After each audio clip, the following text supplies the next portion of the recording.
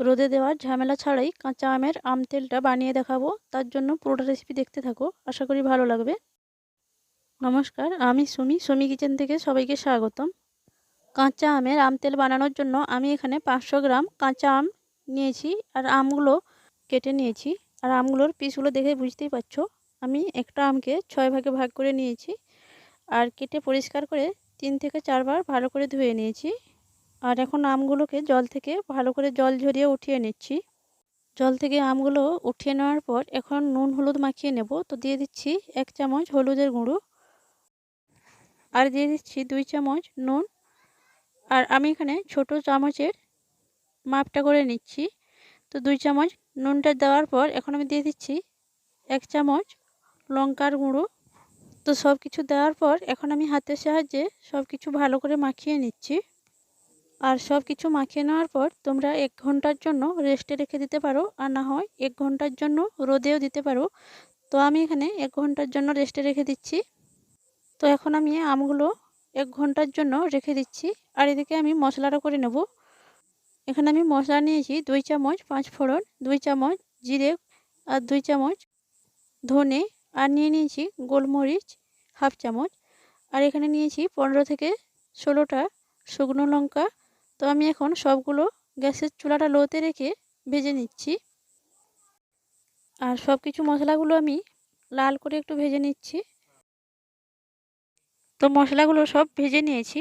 এখন আমি মশলাটা আমি নামিয়ে নিয়েছি। এখন মশলাটা ঠান্ডা করে গুঁড়ো করে নেব। আর এদিকে আমি যে কড়াইয়ে মশলাটা ভেজেছিলাম সেই কড়াইয়ের মধ্যে দিয়ে দিচ্ছি সরষের তেল। আমি এখানে 500 গ্রাম সরষের তেল নিয়েছি।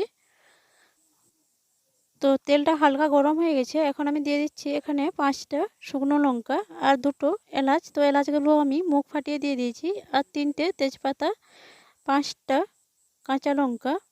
তো সব কিছুকে ভালো করে একটু লাল করে ভেজে নিচ্ছি। আর এখানে দিয়ে দিলাম 1 চামচ লঙ্কার গুঁড়ো। আর এদিকে আমি যে মশলাটা আমি গুঁড়ো করেছিলাম তো সেই গুঁড়ো করা মশলাটা দিয়ে দিচ্ছি। তো এখানে আমি গুঁড়ো করা মশলাটা দিয়ে দিচ্ছি 3 চামচ। আর সব কিছু দেওয়ার পর এখন আমি গ্যাসের চুলাটা মিডিয়ামে করে আমগুলো দিয়ে দেব। আমগুলো যেহেতু আমি নুন হলুদ মাখিয়ে রেখেছিলাম তার জন্য আম থেকে অনেকটাই জল বেরিয়ে এসেছে। তার জন্য আমি হাতে আমগুলো ছেঁকে ছেঁকে দিয়ে দিলাম। আর সবগুলো আম দেওয়ার পর গ্যাসের চুলাটা আমি বন্ধ করে দিচ্ছি। আর গ্যাসের চুলাটা বন্ধ করে দেওয়ার পর সব কিছুকে ভালো করে নেড়ে চেড়ে মিশিয়ে নিয়েছি। আর এখন আমি এটা নামিয়ে নিচ্ছি। নামিয়ে নেওয়ার পর ঠান্ডা করে একটা জারের মধ্যে রেখে দেব। তো নামিয়ে নেওয়ার পর আমি ঠান্ডা করে নিয়েছি। এখন একটা কাঁচের জার নিয়েছি। আর তেল আমের আচারটা এরকম কাঁচের জারের মধ্যে রেখে দেবে, তাহলে বছরের পর বছর থেকে যাবে, কোনো নষ্ট হবে না। আর যদি প্লাস্টিক জারে থাকে তাহলে নষ্ট হয়ে যাওয়ার ভয় থাকবে। তো আমি এখন কাঁচের জারের মধ্যে নিয়ে নিচ্ছি। তো সবটা আমি কাঁচের জারের মধ্যে নিয়ে নিয়েছি। তো এখন আমি এটা 2 থেকে 3 দিন রোদে বসিয়ে দেব। আর এতে করে খুব সুন্দর একটা সেন্ট বের হবে। আর এই তেল আমের আচারটা বছরের পর রাখলেও কোনো নষ্ট হবে না। তো বন্ধুরা, আজকের রেসিপিটা কেমন লাগলো কমেন্ট করে জানাতে ভুলবে না। ভালো লাগলে লাইক আর শেয়ার করে দেবে। আমার চ্যানেলে নতুন হয়ে থাকলে চ্যানেলটা সাবস্ক্রাইব করার অনুরোধ রইল।